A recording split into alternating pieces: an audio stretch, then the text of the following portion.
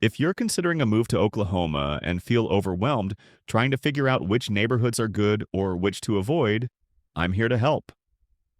I'll explore the best places to live in Oklahoma, focusing on crime rates, public schools, cost of living, real estate, rents, local amenities, the overall feel, and any drawbacks. Even if you're just curious about what the Sooner State offers or which places to really explore, keep watching.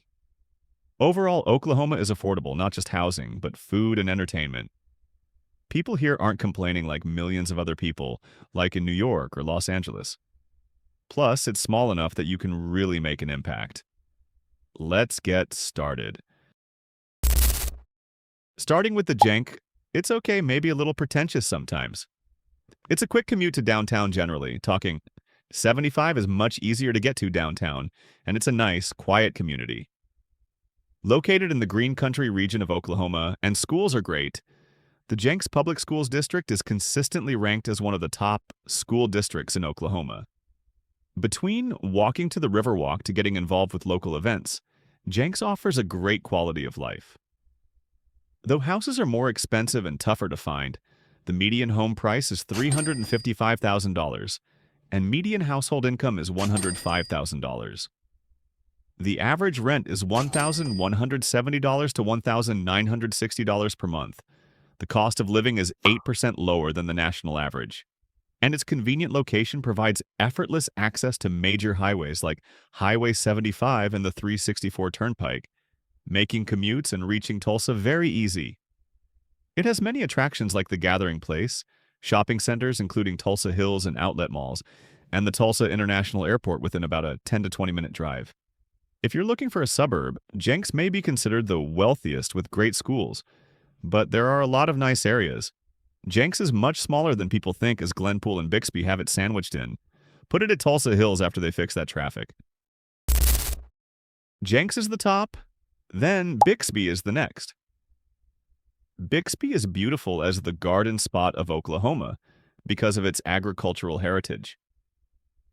The town was originally established in the south side of the Arkansas River, but has since sprawled all the way to 101st Street. It's quite ironic that Bixby continues to be among the fastest-growing cities in the state. And now, the latest reason for which the place is famous is its fresh vegetables. Schools seem pretty good and the housing market is reasonable here. The median home price is $330,000, while the median household income stands at around $100,000, and the average monthly rent is around $1,300. The north side is very cookie-cutter, but there is plenty of shopping and food available to enjoy. The dog area is pretty neat because I feel like it still has a small-town feel within a larger city.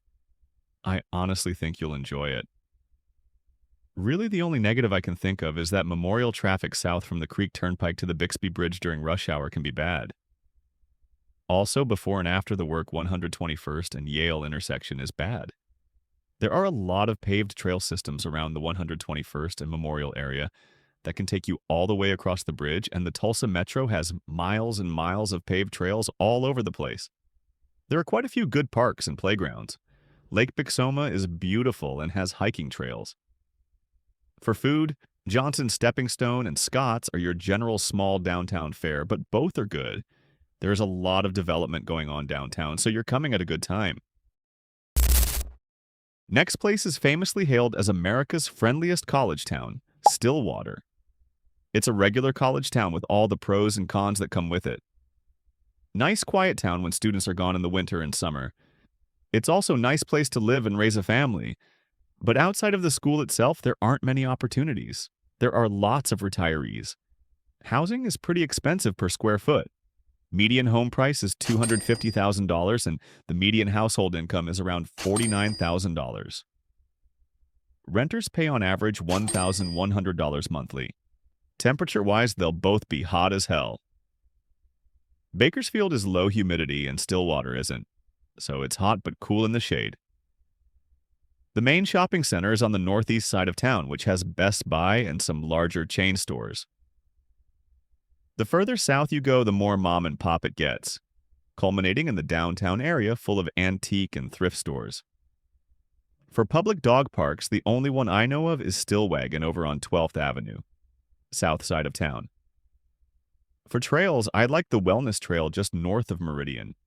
There's also Boomer Lake with paved trails located on the north side of town. I also like Kamioka Trail on the southeast side of town. For state parks, there's Lake McMurtry, located west of Stillwater. It has some more primitive trails. If Stillwater did not have a college in it, would have a population around 20,000. So expect all the crime that would come with small town. Next is a good place to raise kids and has a low cost of living. It's Bartlesville. It's a small Oklahoma oil town with a conservative feel. It got one of the best tiny city skylines. It was the headquarters for Phillips Petroleum, though significant operations are still based in Bartlesville.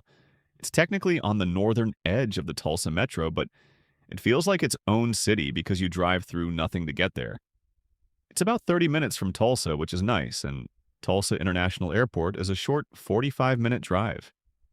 As the county seat of Washington County, Bartlesville served as Oklahoma's earliest oil boom town and a significant energy hub of the 20th century. The median home price is $182,000, with median household income about $60,000. The average rent ranges from $690 to $1,580 a month. The cost of living is 20% less expensive than the national average. There are a handful of fantastic restaurants, a few nice bars, and a new brewery in the works. The parks are good and connected by a comprehensive jogging-biking trails that surrounds the entire city. A new Guthrie Green Space in downtown kicks off with free summer concert and event series this summer. People in general are nice, but not a lot of diversity. It is a very conservative area with a church, and I heard that Bartlesville is in Tornado Alley, but it's a great place to start out one's life and buy a home. Next place is Claremore. It's more like a small town feel and further away from the city, but also has a lake and not as many people. The lake is pretty nice for walking, biking, and disc golf. Housing expenses are 27% lower, and utility prices are 6% lower than the national average. The median home price is $255,000, while the median household income is $58,000.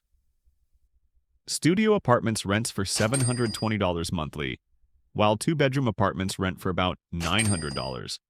Single-family homes in the area normally rent from $750 to $2,500, and the cost of living is 13% less than the national average.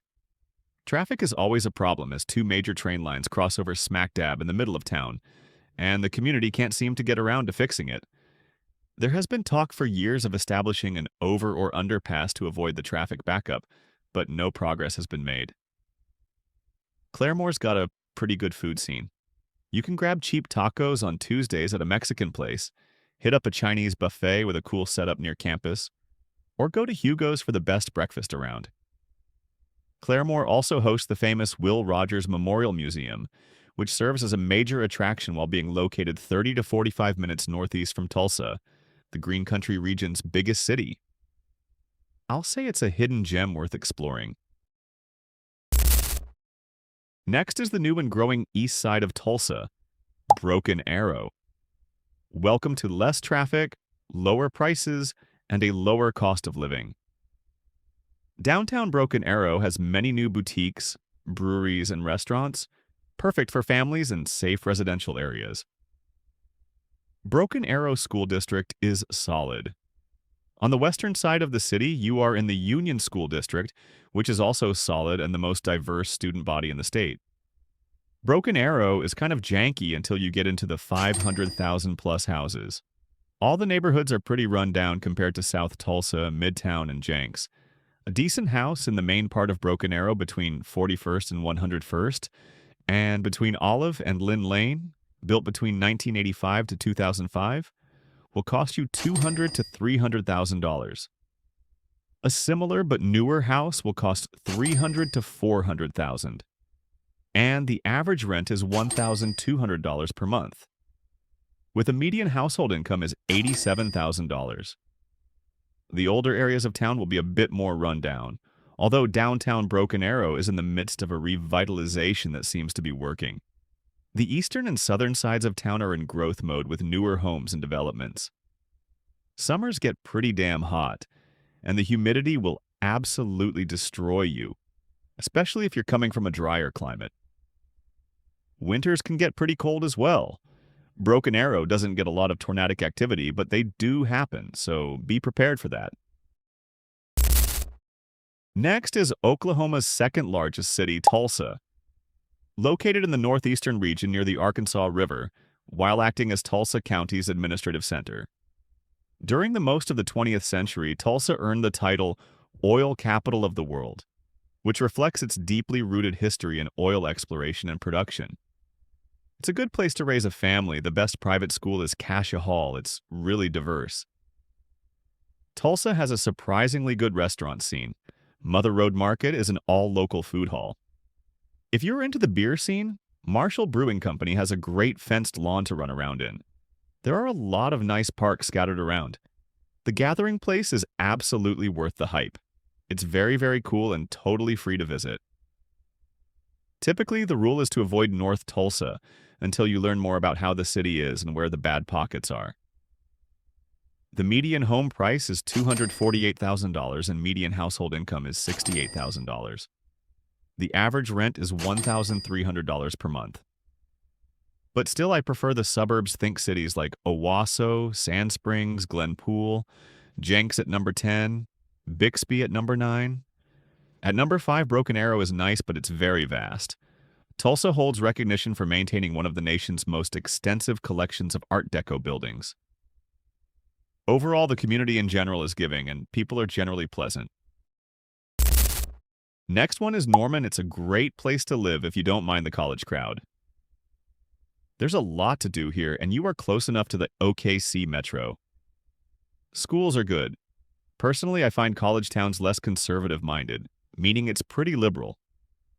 Norman also receives national attention due to the University of Oklahoma and its famous football team. The city sits in central Oklahoma, 20 miles south of Oklahoma City, and ranks as the state's third largest city by population.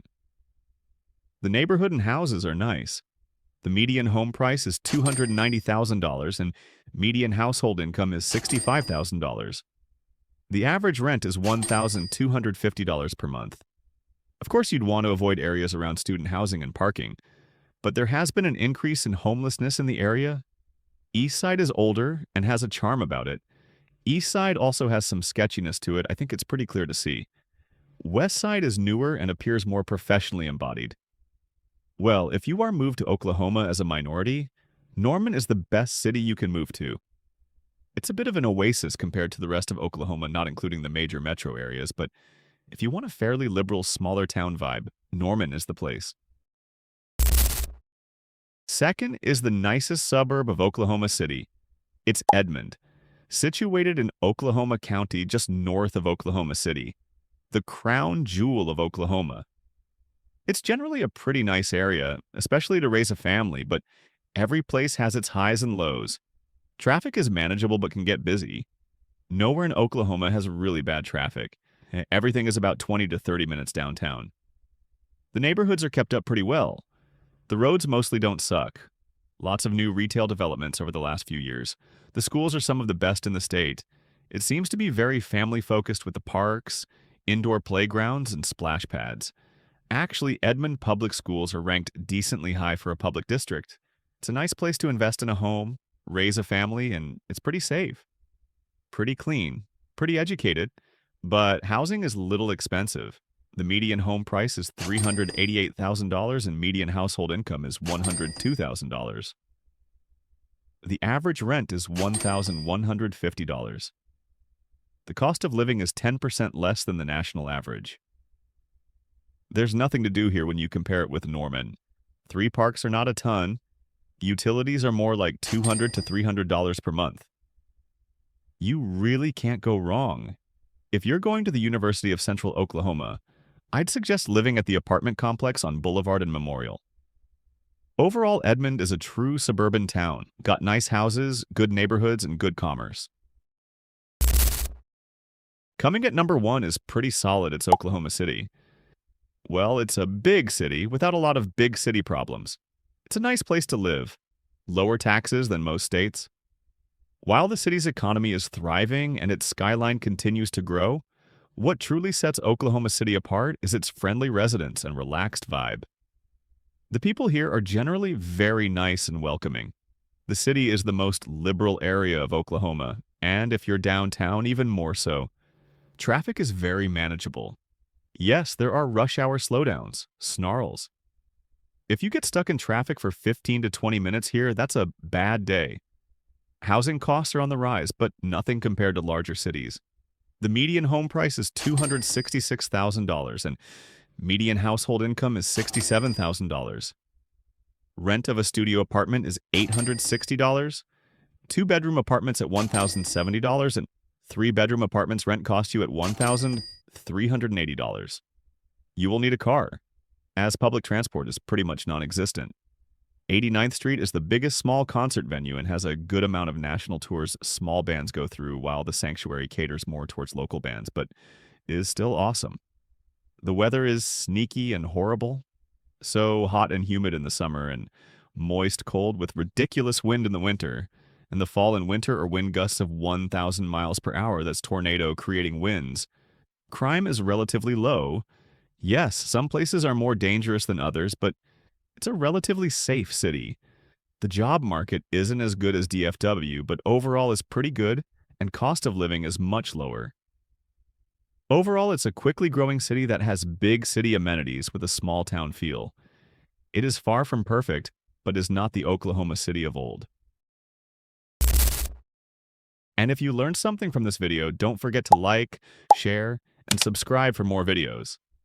And let me know in the comment section, where are you moving to?